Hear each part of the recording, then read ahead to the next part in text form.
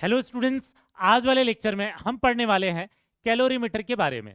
इससे पहले वाले लेक्चर्स में हमने थर्मोडायनेमिक्स में heat, work, internal energy, enthalpy, इन सब के कैलकुलेशन करना सीख लिया है। आज वाले लेक्चर में हम पढ़ने वाले हैं किसके बारे में बेटा?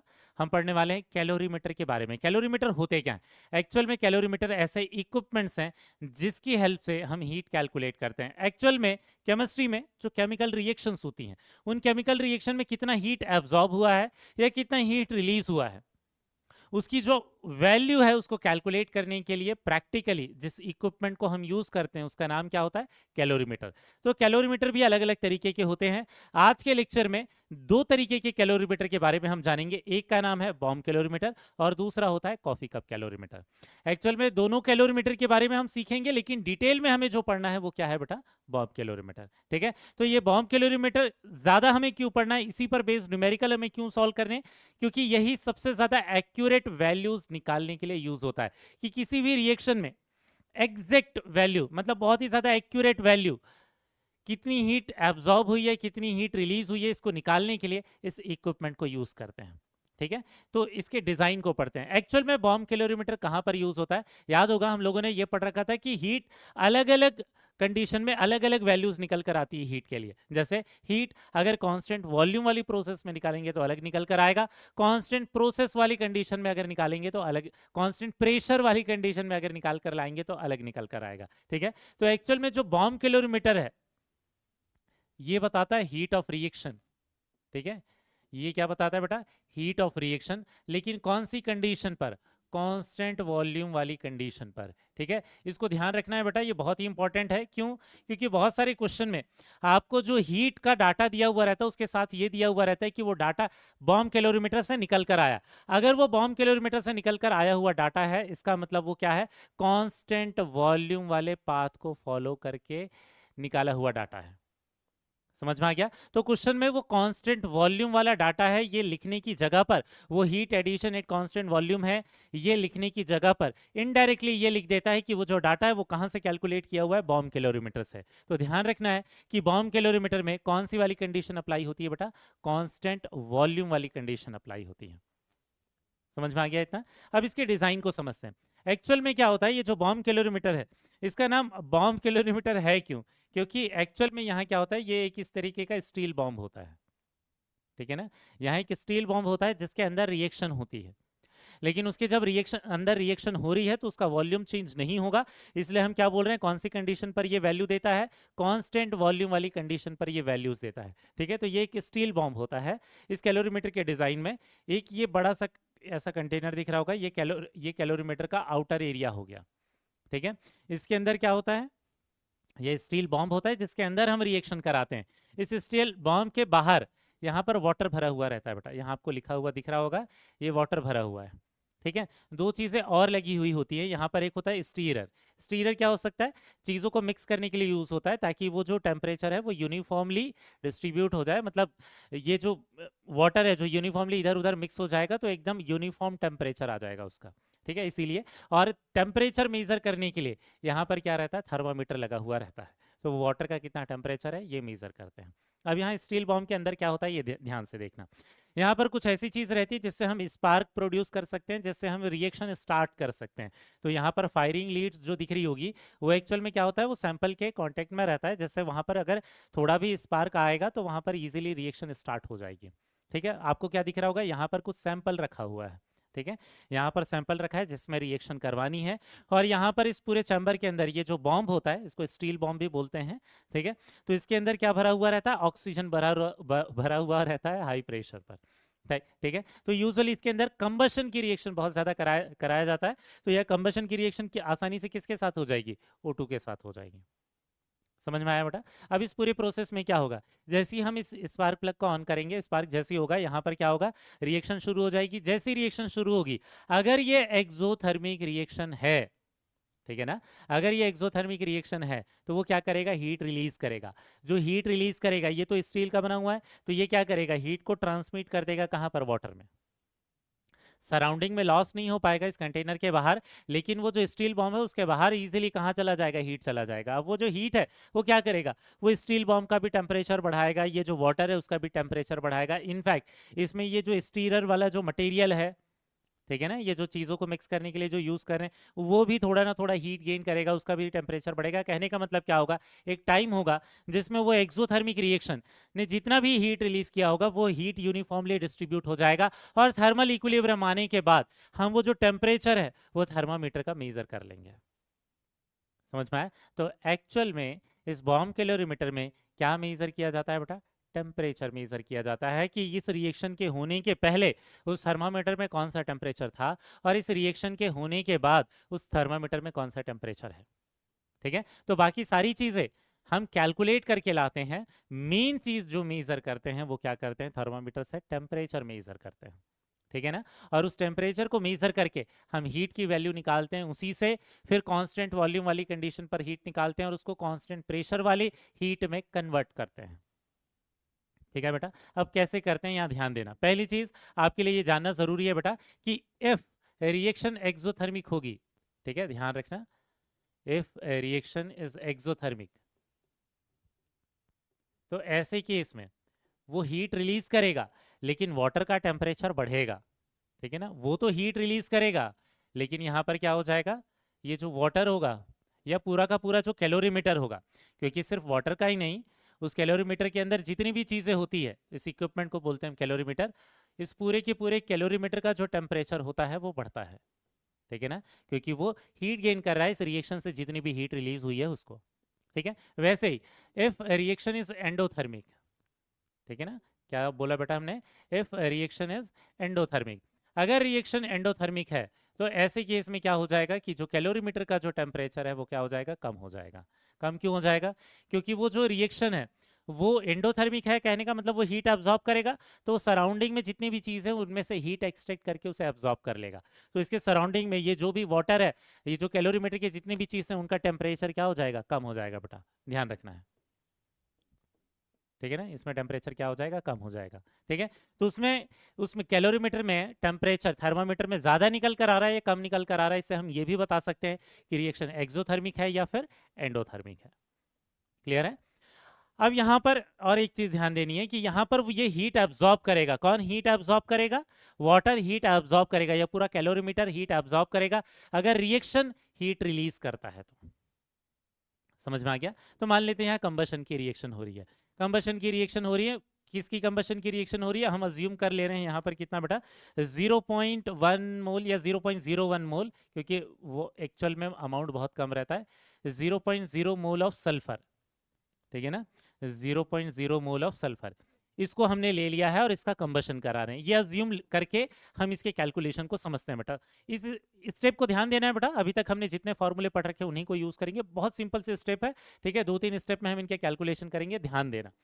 यहाँ पर सबसे पहले वाले स्टेप में हम क्या करेंगे, यहाँ पर क्या सीखेंगे कि जो भी हीट लॉस बाय रिएक्शन होगा या हीट रिलीज्ड बाय रिएक्शन होगा, ठीक है ना, जो भी हीट रिलीज्ड बाय रिएक्शन होगा, ठीक है, उसको निकालेंगे किससे, सबसे पहले वाले स्टेप में हम क्या करेंगे, हीट गेन बाय कैलोरीमीटर। सबसे पहले वाले स्टेप में हम निकालेंगे हीट गेन बाय कैलोरीमीटर। ये जो कैलोरीमीटर है वो पूरी रिएक्शन होने के बाद उसने कितना हीट एब्जॉर्ब किया है वो निकालेंगे।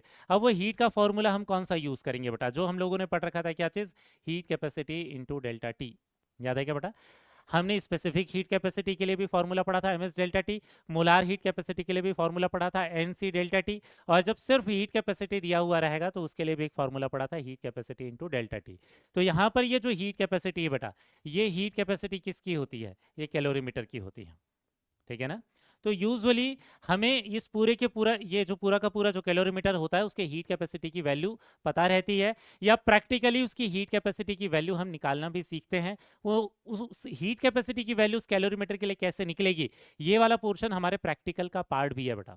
तो जब हम उस चैप्टर को पढ़ेंगे, प्रैक्टिकल केमिस्ट्री वाले चैप्टर को पढ़ेंगे जिसमें एनटीए ने जो नया चैप्टर ऐड किया है उसको पढ़ेंगे, तो उसमें एक पार्ट इस बॉम्ब कैलोरीमीटर की हीट कैपेसिटी को निकालने वाला भी है, तो उसको वहां पर सीखेंगे, उस वाले चैप्टर में। अभी फिलहाल के लिए हमें ये डायरेक्टली क्वेश्चन में दिया हुआ रहता है, उनका कैलकुलेशन हम कैसे करेंगे उसको सीखने वाले हैं। ठीक है, तो यहाँ देखना, ये जो हीट कैपेसिटी ऑफ कैलोरीमीटर है, तो यहाँ ये हीट कैपेसिटी सारी चीजों का दिया हुआ रहता है। मतलब ये यहाँ पे स्टील बॉम्ब भी दिया होगा, उसमें ये जो वाटर है वो भी होगा, उसमें जो ये स्टीरर है, मतलब ये सबको कंबाइन करके पूरे के पूरे कैलोरीमीटर के लिए जो हीट कैपेसिटी की वैल्यू होती है उसको हम यहाँ पर लिखते हैं। अगर क्वेश्चन में वाटर का अलग और ये स्टील बॉम्ब का अलग, दोनों के लिए अगर अलग डाटा दे दिया है तो अलग बात है, लेकिन अगर सिर्फ हीट कैपेसिटी ऑफ कैलोरीमीटर दिया है, इसका मतलब यह है बेटा कि वो पूरे के पूरे इसके अंदर जितने भी इक्विपमेंट है जो कि हीट को गेन करने का काम करे, जो भी चीज यहां पर हीट एब्जॉर्ब करने का काम कर रही होगी, उन सारी चीजों का टोटल करके हम हीट कैपेसिटी लिखते हैं। समझ में आ गया? तो ये जो हीट कैपेसिटी ऑफ कैलोरीमीटर है, ठीक है ना, हीट कैपेसिटी ऑफ कैलोरीमीटर जो है, इसी को कुछ जगहों पर कैलोरीमीटर कांस्टेंट भी लिखा हुआ रहता है। ठीक है, तो हम जब प्रैक्टिकल केमिस्ट्री पढ़ेंगे बेटा, तो ये जो कैलोरीमीटर कांस्टेंट होता है, इसका हम कैलकुलेशन कैसे करते हैं ये भी सीखेंगे। क्लियर है? लेकिन फिलहाल के लिए हमें ये क्वेश्चन में जब दिया रहेगा तो उसमें डेल्टा टी जो है वो डायरेक्टली मल्टीप्लाई कर देंगे। डेल्टा टी कहाँ से आएगा बेटा? उस थर्मामीटर में जो टेम्परेचर चेंज आएगा उससे हमें समझ में आ जाएगा कि कितना डेल्टा टी है। ठीक है, यहाँ से ये निकल कर आ जाएगा कि ये हीट इसने कितना गेन कर रखा है। ये हीट लॉस भी हो सकता है बेटा, इन केस अगर यहाँ पर एंडोथर्मिक रिएक्शन हो रही होती तो यहाँ हीट लॉस निकाल रहे होते हम, लेकिन यहाँ क्योंकि एक्सोथर्मिक रिएक्शन हम मान रहे हैं, कंबशन की रिएक्शन मान रहे हैं, तो सारी कंबशन की रिएक्शन एक्सोथर्मिक रिएक्शन होती है, तो उसके कारण हम बोल रहे हैं कि उसने हीट रिलीज किया होगा। और ये जो वाटर है आसपास, मतलब पूरा का पूरा जो कैलोरीमीटर है, उसने ये हीट गेन किया होगा, लेकिन कौन सी कंडीशन रहेगी? कांस्टेंट वॉल्यूम वाली कंडीशन रहेगी, इसलिए हमने क्या लिख रखा है? QV लिख रखा है। अब ये जो QV लिख रखा है बेटा, वो एक्चुअल में क्या है? वो जितनी भी हीट आई है वो कहां से आई है? 0.01 मोल ऑफ सल्फर के कंबशन से आई है। तो उससे और क्या कैलकुलेट कर सकते हैं, ध्यान देना। तो सेकेंड स्टेप में हम क्या देखेंगे, एक्चुअल में क्या हो रहा है? By combustion of 0.01 mole of sulphur, 0.01 mole of sulphur, actual में कितना हीट रिलीज हुआ है? -QV हीट रिलीज हुआ है। माइनस क्यों लिख रहे हैं? क्योंकि अगर वाटर ने वो, अगर यहाँ पर टेम्परेचर बढ़ा है, अगर यहाँ हीट प्लस आ रहा है, मतलब वाटर ने वो हीट गेन किया है, मतलब उस रिएक्शन के थ्रू वो हीट लॉस हुआ रहा होगा। ठीक है, तो वो 0.01 मोल ऑफ सल्फर के कंबशन के बाद जो हीट रिलीज हुआ होगा उसको हम क्या लिख देंगे? -QV। ठीक है, जितना हीट वाटर ने अब्सॉर्ब किया है वही तो सल्फर के कंबशन से रिलीज हुआ है। ठीक है, तो हम इसी को और क्या निकाल सकते हैं? 1 मोल ऑफ सल्फर के लिए भी फिर डाटा निकाल सकते हैं, और 1 मोल ऑफ सल्फर के लिए फिर जो भी डाटा आएगा उसे हम क्या बोल देंगे बेटा? Delta U. समझ में आ गया? क्यों? क्योंकि ये 1 मोल ऑफ कंबशन के लिए निकल कर आ गया। क्यों? पर डेल्टा यू क्यों बोलेंगे, डेल्टा एच क्यों नहीं बोलेंगे? क्योंकि बॉम्ब कैलोरीमीटर के अंदर कौन सी कंडीशन सेटिस्फाई हो रही है बेटा? कांस्टेंट वॉल्यूम वाली कंडीशन सेटिस्फाई हो रही है। कांस्टेंट वॉल्यूम वाली कंडीशन के कारण उस वो जो हीट की जो वैल्यू है उसे हम डेल्टा एच नहीं डेल्टा यू बोलेंगे। समझ में आ गया? लेकिन वो जो डेल्टा यू है वो कब बोलेंगे? जब ये 1 मोल ऑफ सल्फर का कंबशन हुआ रहा होगा तो। ठीक है, अब 1 मोल ऑफ सल्फर के कंबशन के बाद अगर वैल्यू आ गई है तो तीसरे स्टेप में हम क्या करेंगे? इसके सल्फर के कंबशन, S+O2 गिव्स SO2, इस वाली रिएक्शन को यूज करके, मतलब जो भी रिएक्शन दी हुई है उस रिएक्शन को यूज करके इस फॉर्मूले में अप्लाई कर देंगे। Delta H is equal to delta U plus delta NgRT। याद होगा आपको, ये फॉर्मूला हमने किसके लिए पढ़ रखा था? रिएक्शन के लिए पढ़ रखा था। कोई भी रिएक्शन दी हुई है, किसी भी चीज के कंबशन के लिए, ये कैसे भी रिएक्शन दे रखी है, तो हम डेल्टा यू को डेल्टा एच में कन्वर्ट कर सकते हैं। तो ये क्या हो जाएगा? ये हो जाएगा इंथैल्पी ऑफ रिएक्शन। समझ में आ गया बेटा? तो यहाँ क्या आ जाएगा? ये आ जाएगा इंथैल्पी ऑफ रिएक्शन आ जाएगा। समझ में आ गया? ये तीसरी स्टेप में। तो हमने बोला हम इन 3 स्टेप से क्या कर सकते हैं, बॉम्ब कैलोरीमीटर वाले जो क्वेश्चंस है उनको सॉल्व कर सकते हैं। कई बार सिर्फ डेल्टा यू निकालने के लिए बोलता है, कई बार केवल डेल्टा एच निकालने के लिए बोलता है। ठीक है, या हो सकता है डेल्टा एच निकाल कर हमें ये जो कैलोरीमीटर कॉन्स्टेंट है इसकी वैल्यू निकालने के लिए वो बोल दे। तो मैं दोबारा रिवाइज करवा रहा हूँ बेटा, ध्यान से देखना, दोबारा रिपीट कर रहे हैं, उसके बाद हम क्वेश्चंस पर जाएंगे। ध्यान देना, जो भी बॉम्ब कैलोरीमीटर है वो कांस्टेंट वॉल्यूम वाली कंडीशन पर क्या करता है, हीट को कैलकुलेट करता है। यहाँ जब 0.01 मोल ऑफ सल्फर का कंबशन हुआ रहा होगा तो इससे जितनी भी हीट रिलीज हुई होगी, उस हीट रिलीज का जो मैग्नीट्यूड है वो हम लोगों ने पहले कैसे निकाला, heat capacity of calorimeter multiplied by delta T, thermometer से जो भी टेम्परेचर चेंज आएगा उसको मल्टीप्लाई करके क्यूवी निकाल लिया। बट ये तो हीट गेन किया था किसने, वाटर ने, मतलब इस रिएक्शन से क्या हुआ होगा, लॉस हुआ रहा होगा। तो वहां जो भी हीट का साइन आएगा रिएक्शन के लिए उसका साइन अपोजिट हो जाएगा। अगर वाटर ने लॉस किया है तो रिएक्शन ने उसको गेन किया होगा, मतलब वो एंडोथर्मिक रिएक्शन रही होगी, तो फिर उसका वहां पर हीट लॉस का साइन माइनस आएगा, ठीक है ना, कैलोरीमीटर के केस में, और रिएक्शन के लिए उसको प्लस करके लिखेंगे। यहाँ पर कैलोरीमीटर के लिए प्लस आ रहा है तो इसको माइनस करके लिख रहे हैं। लेकिन ये जो माइनस में जो हीट है वो कितने मोल के लिए, 0.01 मोल के लिए है। 1 मोल के लिए वैल्यू निकाल लेंगे। 1 मोल के लिए जो भी वैल्यू आएगी उसे क्या बोलेंगे, डेल्टा यू। एक बार डेल्टा यू की वैल्यू आ गई तो इस फॉर्मूले में अप्लाई कर देना है। इस फॉर्मूले को यूज करके डेल्टा यू को इजीली हम किस में, डेल्टा एच में कन्वर्ट कर सकते हैं, या हीट ऑफ रिएक्शन या इंथैल्पी ऑफ रिएक्शन में कन्वर्ट कर सकते हैं। समझ में आया बेटा, ठीक है ना। तो अब ध्यान देना, इसी को रिवर्स अगर करना होगा तो हम क्या करेंगे, पहले डेल्टा एच से क्या निकाल लेंगे, डेल्टा यू निकाल लेंगे, ठीक है। फिर उस डेल्टा यू को, डेल्टा यू 1 मोल के लिए होता है, तो क्वेश्चन में जितने भी सैंपल का कंबशन कराया होगा उतने मोल के लिए फिर क्यूवी निकाल लेंगे, और वही क्यूवी की वैल्यू यहां पर रखकर फिर हीट कैपेसिटी निकाल सकते हैं। समझ में आया। तो इसी तरीके के इसमें क्वेश्चंस बनते हैं। क्वेश्चंस ट्राई करते हैं बेटा। शुरुआत करते हैं बहुत ही सिंपल वाले क्वेश्चन से। यहाँ बच्चे कई बार कैलकुलेशन स्टार्ट कर देते हैं, ये कैलकुलेशन वाला क्वेश्चन नहीं है बेटा। यहाँ देखना, क्वेश्चन को रीड करते हैं। क्वेश्चन क्या है, for the combustion of 1 mole of benzene, liquid benzene at 27 degree Celsius, the heat of the reaction given by bomb calorimeter, क्या बोल रहा है, heat of the reaction given by bomb calorimeter is minus 780 kilocalorie, then find heat of reaction at constant volume। बोल रहा है constant volume पर heat की value निकालो। तो एक्चुअल में हम लोगों ने क्या पढ़ रखा है कि बॉम्ब कैलोरीमीटर के अंदर ही कौन सी कंडीशन सेटिस्फाइड रहती है, कौन सी कंडीशन मेंटेन रहती है, कांस्टेंट वॉल्यूम वाली कंडीशन मेंटेन रहती है। तो एक्चुअल में यही माइनस 780 किलो कैलोरी हो जाएगा। तो उन्होंने क्वेश्चन में जो डाटा दे रखा है, माइनस 780 किलो कैलोरी वाला जो डाटा दे रखा है वही कांस्टेंट वॉल्यूम पर हीट ऑफ रिएक्शन का डाटा है। समझ में आ गया क्या, क्योंकि बॉम्ब कैलोरीमीटर जो डाटा देता है वो डेल्टा यू है। अगर उसको डेल्टा एच में कन्वर्ट करना है तो delta H equal to delta U plus delta NGRT वाला फॉर्मूला यूज करना पड़ेगा, जो इससे पहले अभी जो एग्जांपल समझ रहे थे उसके लिए जैसा किया था हम लोगों ने। समझ में आया बेटा, ठीक है ना। अब हम लोगों ने जैसा अभी क्वेश्चन कर रखा था उसी तरीके का एक न्यूमेरिकल क्वेश्चन लेते हैं। इसके पहले वाला क्वेश्चन तो न्यूमेरिकल नहीं था, ये न्यूमेरिकल देखते हैं बेटा। एनसीईआरटी में जिस तरीके का न्यूमेरिकल है ये सिमिलर उसी तरीके से हम लोगों ने ले रखा है। क्वेश्चन में क्या दे रखा है, 1 gram of graphite is burn in a bomb calorimeter. Graphite को बर्न कर रहे हैं मतलब कार्बन को बर्न कर रहे हैं, ये तो सॉलिड स्टेट में होगा, C+O2, ये क्या हो गया, CO2 बन रहा है। ये क्या बोल रखा है, in excess of oxygen at 298 kelvin and 1 atmospheric pressure according to the equation, ठीक है, ये हो गया। आगे क्वेश्चन में क्या दे रखा है, during the reaction temperature rises from 298 kelvin to 299 kelvin. Temperature बढ़ रहा है, टेम्परेचर चेंज दे रखा है बेटा। आगे क्वेश्चन में क्या लिख रखा है, if the heat capacity of the bomb calorimeter is 20 kilo joule पर केल्विन। बॉम्ब कैलोरीमीटर की हीट कैपेसिटी कितनी है बेटा, 20 किलो जूल पर केल्विन। पर ग्राम पर मोल ऐसा कुछ भी नहीं दे रखा है, पूरे के पूरे कैलोरीमीटर के लिए हीट कैपेसिटी की वैल्यू दे रखा है। तो आगे क्या पूछा है, what is the enthalpy change for the above reaction at 298 kelvin and 1 atm। Delta H की वैल्यू पूछा हुआ है, ठीक है। तो हम क्या करेंगे, 3 स्टेप में इसके क्वेश्चन को सॉल्व करेंगे। सबसे पहले स्टेप में हम ये देख लेंगे कि बॉम्ब कैलोरीमीटर ने कितना हीट अब्जॉर्ब किया है या कितना हीट लॉस किया है। क्यू की वैल्यू निकालते हैं, हीट कैपेसिटी इंटू क्या करेंगे बेटा, डेल्टा टी कर देंगे, ठीक है, या इसी को आप क्या बोल सकते हो, T2 माइनस T1 कर देंगे। समझ में आ गया। हीट कैपेसिटी की वैल्यू इन्होंने कितनी दे रखी है, 20 किलो जूल दे रखी है। T2 माइनस T1 मतलब 299 माइनस क्या कर देंगे, 298 कर देंगे बेटा। तो ये कितना हो जाएगा, ये 20 किलो जूल ही हो जाएगा, ये तो 1 हो जाएगा, 299 minus 298।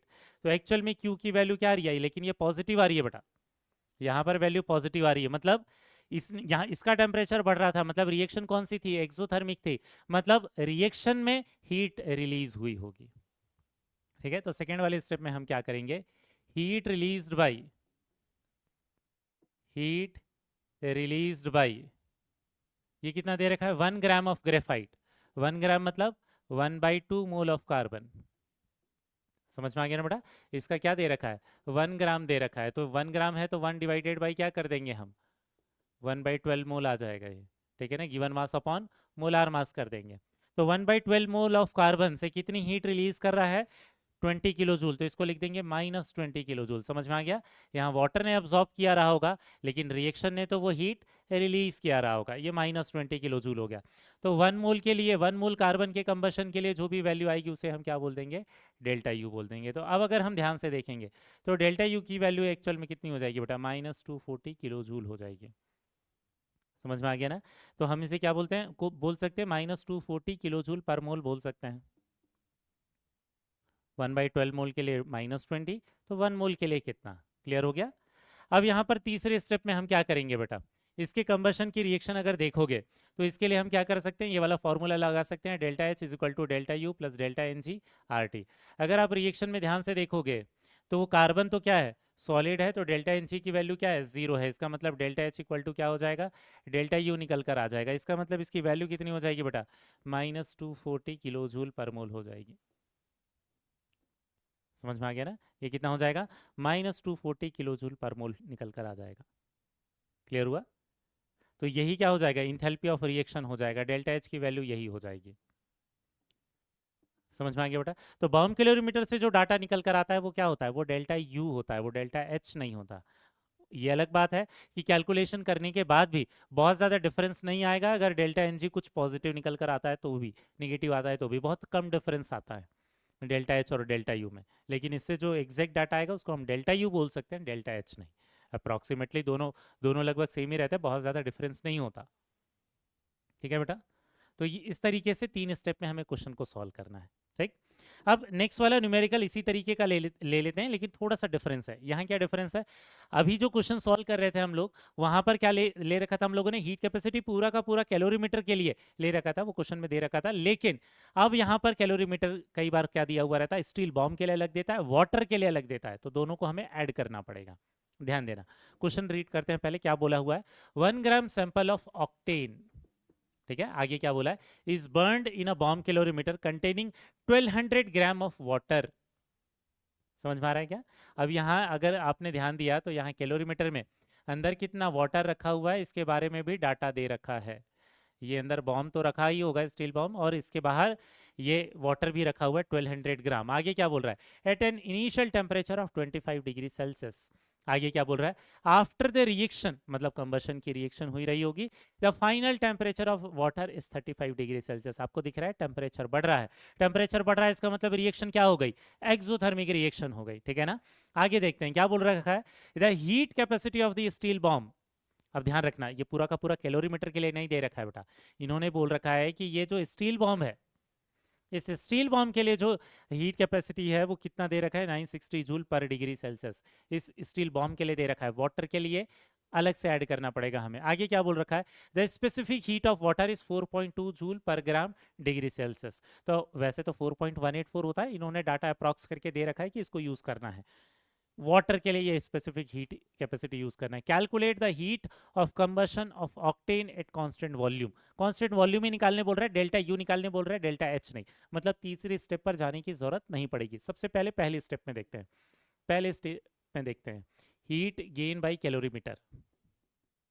Heat gain by calorimeter, इसके लिए देखते हैं heat gain by calorimeter actual में क्या रहा होगा? Heat gain by calorimeter, water ने कितना गेन किया है ये भी हो जाएगा, प्लस ये स्टील बॉम्ब ने कितना गेन किया है ये हो जाएगा। समझ में आया? तो वाटर कितना गेन करेगा बेटा? वाटर कितना गेन करेगा? यहाँ पर अगर आप ध्यान से देखोगे तो पर ग्राम के लिए वैल्यू दे रखा है, तो वाटर के लिए एम एस डेल्टा टी से निकालेंगे। ठीक है ना? क्योंकि यहाँ स्पेसिफिक हीट कैपेसिटी दे रखी है पर ग्राम के लिए। ठीक है? वहीं पर बॉम्ब के लिए जो निकल कर आ जाएगा वो क्या हो जाएगा? Heat capacity into delta T, ये निकल कर आ जाएगा। समझ में आ गया? ठीक। अब इसके बाद ये अगर देखोगे तो मास देखते हैं। ठीक है?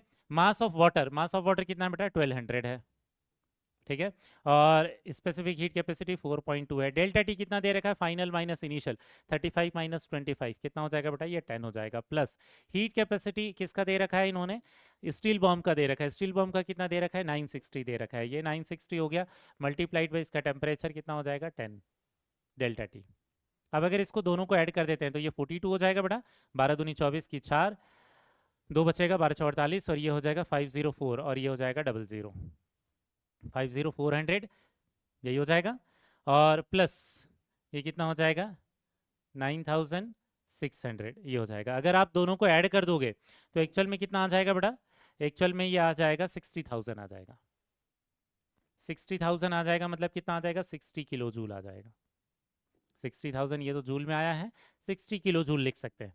तो जो वाटर और स्टील बॉम्ब ने जो हीट गेन किया है उसकी वैल्यू कितनी आ रही है बेटा, 60 किलो जूल आ रही है। तो हम क्या करेंगे, ये तो हीट उसने गेन किया है, रिएक्शन से तो लॉस हुआ होगा, ठीक है ना। तो अगर आप ध्यान से देखोगे तो 1 ग्राम ऑफ ऑक्टेन, ठीक है ना।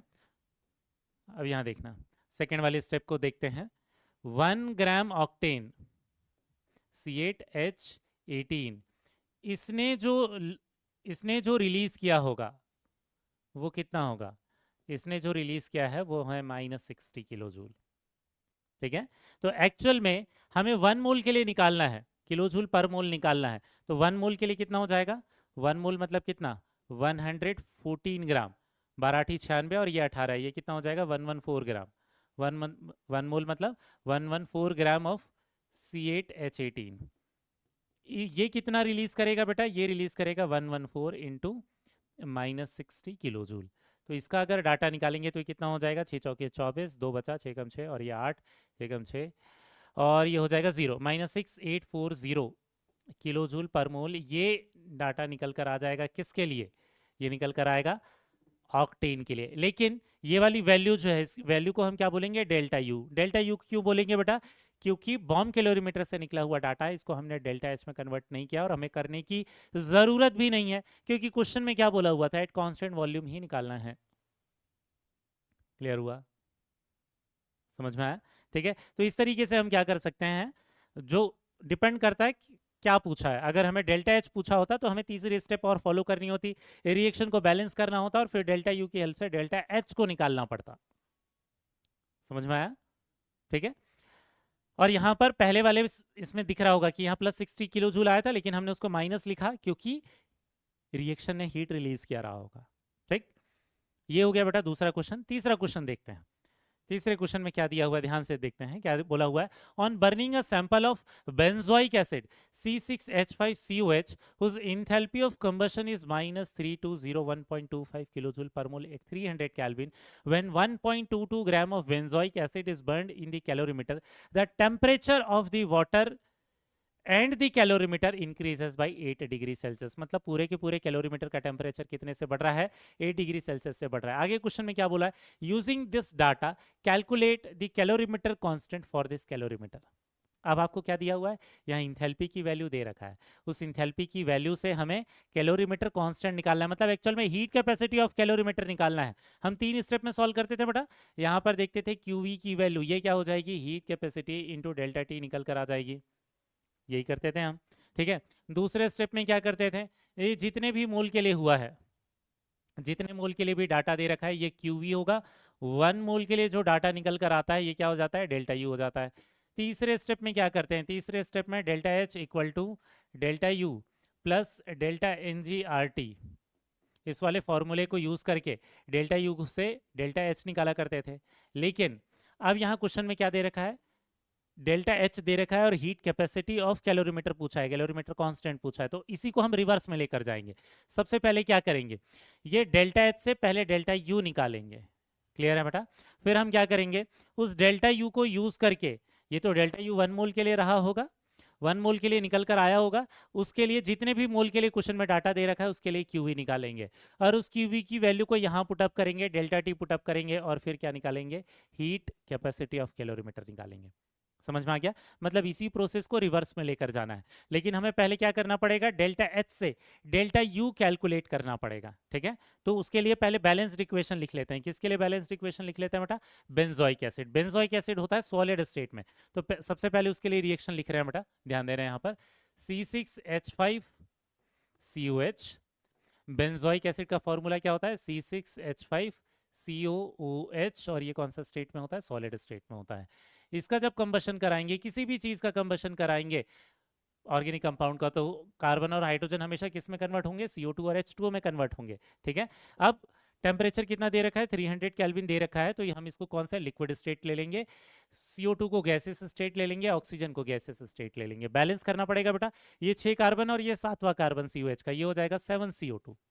ठीक है, हाइड्रोजन को अगर बैलेंस करेंगे तो टोटल हाइड्रोजन इधर 6 है, तो ये कितना हो जाएगा, 3 H2O। अगर आप ध्यान से देखोगे तो यहाँ 7 दूनी 14 और 3 17 ऑक्सीजन हो रहे हैं, लेकिन 2 ऑक्सीजन तो इधर ही आ रहे हैं, तो यहाँ 15 ऑक्सीजन बनाने पड़ेंगे हमें। बैलेंस हो गया। अगर आप रिएक्शन को ध्यान से देखोगे तो डेल्टा एन जी की वैल्यू आपके कितनी निकल कर आ जाएगी बेटा, 7 माइनस 15/2 निकल कर आ जाएगी, मतलब डेल्टा एन जी की वैल्यू कितनी हो गई, -1/2 हो गई। अब हम जब फॉर्मूले में अप्लाई करेंगे तो क्या हो जाएगा, delta H equal to delta U plus delta N G R T. ठीक है ना, यहाँ पर अगर आप ध्यान से देखते हैं क्वेश्चन में डेल्टा एच का डाटा कितना दे रखा है, -3201.25। ठीक है, सारा डाटा रख देते हैं बेटा, -3201.25। ध्यान रखना है ये यूनिट कौन सी, किलो जूल की है। डेल्टा यू की वैल्यू पहले हमें निकालनी पड़ेगी, डेल्टा एन जी कितना आ गया है, -1/2। आर की वैल्यू कितनी ले लेंगे जूल में निकालने के लिए, 25/3। टेम्परेचर 300 केल्विन रख देते हैं, और 10⁻³ करना पड़ेगा, क्यों, किलो जूल में कन्वर्ट करने के लिए, क्योंकि जब आर की वैल्यू जूल में रखेंगे तो ये जूल में आएगा, जूल को किलो जूल में ऐड सब्ट्रैक्ट नहीं कर सकते, यूनिट सेम होनी चाहिए। तो अगर ये किलो जूल है तो उसको भी किलो जूल बनाना पड़ेगा, और इसीलिए उसको किससे किया है बेटा, इसलिए उसको किससे मल्टीप्लाई किया, 10⁻³ से। अब यहाँ देखना 3 से ये कितना हो गया, ये 100 हो गया, 25/2 ये हो जाएगा 12.5 या 1250 इंटू 10⁻⁻3। ठीक है ना, ये हो जाएगा डेल्टा यू, डेल्टा एच हो गया -3201.25। अब यहाँ क्या करेंगे, डेल्टा यू की वैल्यू निकालेंगे, ये हो जाएगा -3201.25। इसको इधर लाकर ऐड कर देंगे, ये क्या कर देंगे, +1.25। ठीक है, तो इसमें से 1.25 माइनस हो जाएगा, एक्चुअल में कितना आ जाएगा, -3200 किलो जूल आ जाएगा। क्लियर हुआ बेटा, ये स्टेप हमने सॉल्व कर लिया है, मतलब डेल्टा यू से डेल्टा एच की वैल्यू निकाल ली है। ठीक है, तो ये वाला स्टेप हमारा कंप्लीट हो गया है बेटा। यहाँ से हमारे जो डेल्टा एच की वैल्यू आई है वो कितनी आई है, -3200 किलो जूल निकल कर आई है। ठीक है, तो ये तो कितने के लिए है, ये डेल्टा एच नहीं, डेल्टा यू की वैल्यू निकाला है हमने। ठीक है ना, डेल्टा यू की वैल्यू -3200 किलो जूल आया है, तो -3200 कितने के लिए आता है बेटा, 1 मोल के लिए आ रहा है। ठीक है ना, तो 1 मोल के लिए जो डाटा आया हुआ है वो कितना आया है, -3200 किलो जूल निकल कर आया है। अब ये देख लेते हैं क्वेश्चन में बेंजोइक एसिड के कितने मोल दे रखे हैं, ये दे रखा है 1.22 ग्राम, तो इसके नंबर ऑफ मोल निकाल लेते हैं। इसके अगर नंबर ऑफ मोल देखोगे आप तो कितने हैं, 7 कार्बन है। ठीक है, तो ये कितना हो जाएगा, 12×7 = 84, और 6 हाइड्रोजन है, ये 6, और 2 ऑक्सीजन है, तो ये कितना हो जाएगा, 32। तो ये कितना हो जाएगा, 2 8 3 11, और क्या हो जाएगा, 12, 122। तो मोलार मास 122 है और गिवन मास कितना है, 1.22। तो एक्चुअल में नंबर ऑफ मोल कितना आएगा बेटा, नंबर ऑफ मोल आ जाएगा 0.01 मोल। समझ में आ रहा है, तो क्वेश्चन में क्या दिख रहा है, 1 मोल के लिए तो इतना आया है, तो हमें ये निकालना पड़ेगा कि 0.01 मोल के लिए ये कितना रिलीज इसने किया रहा होगा। तो इसने कितना रिलीज किया रहा होगा बेटा, -3200 इंटू 0.01 किलो जूल, मतलब एक्चुअल में कितना आ जाएगा, -32 किलो जूल आ जाएगा। हो गया ये, -32 किलो जूल निकल कर आ गया बेटा। मतलब यहाँ पर रिएक्शन ने अगर हीट रिलीज किया होगा तो इसने क्या किया होगा, हीट एब्जॉर्ब किया होगा। तो यहाँ QV की वैल्यू कितना लिखेंगे, इसने जो हीट गेन किया होगा वाटर ने या कैलोरीमीटर ने, वो ये हो जाएगा +32 किलो जूल आ जाएगा। समझ में आ रहा है क्या, रिएक्शन ने जो रिलीज किया होगा हीट, वही ये कैलोरीमीटर क्या करेगा, एब्जॉर्ब करेगा पूरा वाटर और वो जितना भी सेटअप था स्टील बम वो सब कुछ। ये हो जाएगा heat capacity into delta T. क्या बोल रखा है कि इसका जो डेल्टा टी है वो 8 डिग्री सेल्सियस से बढ़ रहा है, तो डेल्टा ये हीट कैपेसिटी की वैल्यू कितनी आ जाएगी, 32 डिवाइडेड बाई 8, मतलब कितना आ जाएगा बेटा, 4 किलो जूल पर केल्विन निकल कर आ जाएगा। समझ में आ गया, तो हीट कैपेसिटी की वैल्यू जो निकल कर आ गई वो कितनी निकल कर आ गई बेटा, 4 किलो जूल पर केल्विन निकल कर आ गई। क्वेश्चन समझ में आए क्या, तो हमने दोनों तरीके के क्वेश्चन कर लिए कि इन केस क्वेश्चन में शुरुआत में ये डेल्टा टी दे रखा है, हीट कैपेसिटी दे रखा है, तो फिर डेल्टा एस तक कैसे जाएंगे, और इन केस क्वेश्चन में डेल्टा एस दे रखा है तो उससे फिर वो हीट कैपेसिटी या फिर कैलोरीमीटर कांस्टेंट जो है वो कैसे निकालेंगे।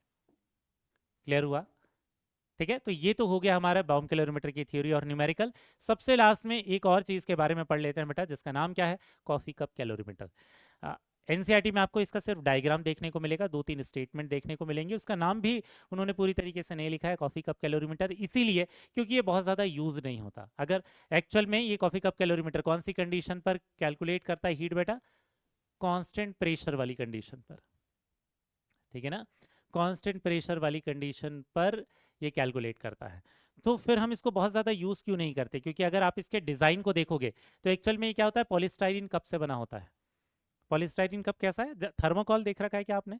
थर्मोकॉल जैसा मटेरियल रहता है, बहुत ही पोरस मटेरियल रहता है, या ये बोल सकते हो ऐसा मटेरियल रहता है जो बहुत ही हल्का होता है, ठीक है ना। तो वो जो बहुत हल्का मटेरियल रहता है उसके अंदर क्या कराते हैं, कुछ रिएक्शन मिक्सचर को रखते हैं, और उसके अंदर ये जो थर्मामीटर जो है उसको रखकर हम क्या करते हैं, इसकी जो हीट की जो वैल्यू है उसको कैलकुलेट करते हैं। मतलब एक्चुअल में डेल्टा टी की वैल्यू निकालेंगे और उससे फिर हम हीट की वैल्यू निकालेंगे, ठीक है। तो ये जो कॉफी कप कैलोरीमीटर है ये कांस्टेंट प्रेशर की कंडीशन पर हमें हीट की वैल्यू देता है। लेकिन इसको बहुत ज़्यादा यूज़ क्यों नहीं करते? क्योंकि इसमें एरर के बहुत ज़्यादा चांसेस रहते हैं, ये एक्यूरेट वैल्यू नहीं देगा, क्योंकि ये इतना अच्छा डिज़ाइन नहीं होता, ठीक है ना। इसमें बहुत सारी चीज़ें लॉस भी हो सकती है क्योंकि उतने अच्छे तरीके से पैक नहीं कर पाएंगे, ठीक है। तो एक्चुअल में रिएक्शन के लिए हम कांस्टेंट प्रेशर वाली कंडीशन पर ही ज़्यादा पढ़ते हैं, डेल्टा एच ही हम ज्यादा पढ़ते हैं डेल्टा यू की जगह पर रिएक्शन के लिए। लेकिन इसके लिए जो ये इक्विपमेंट है ये उतने अच्छे से काम नहीं करता, और इसीलिए बॉम्ब कैलोरीमीटर से पहले डेल्टा यू निकालते हैं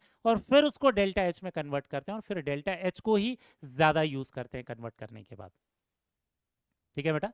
तो इसका जो डिजाइन होता है ये उतना अच्छा नहीं हो पाता जिससे ये सारी हीट को, सारे मटेरियल को अंदर ही ट्रैप करके रख पाए, और इसलिए ये उतने एक्यूरेट इंफॉर्मेशन नहीं देता, ठीक है। तो कुछ जगहों पर इसको प्रैक्टिकल करवाने के लिए करवा देते हैं, बट एक्चुअल में बहुत ज़्यादा जो एक्यूरेट इन्फॉर्मेशन देगा वो कौन हो जाएगा? बॉम्ब कैलोरीमीटर, ठीक है।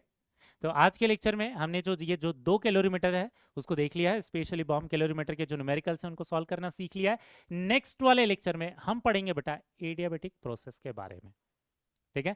अगर आप एनसीईआरटी में देखोगे तो उसमें तो वैसे तो एडियाबेटिक प्रोसेस के बारे में कोई कैलकुलेशन नहीं दिया हुआ है, ठीक है, बस उन्होंने टर्म मेंशन कर दिया है, लेकिन आपको उसके क्वेश्चन हर जगह पर देखने को मिलेंगे, और इसलिए नेक्स्ट वाले लेक्चर में एडियाबेटिक प्रोसेस से रिलेटेड जितनी भी चीज़ें हम कैलकुलेट करते हैं उन सारी चीज़ों को कैलकुलेट करना सीखेंगे। मिलते हैं नेक्स्ट वाले लेक्चर में बेटा, तब तक के लिए बाय।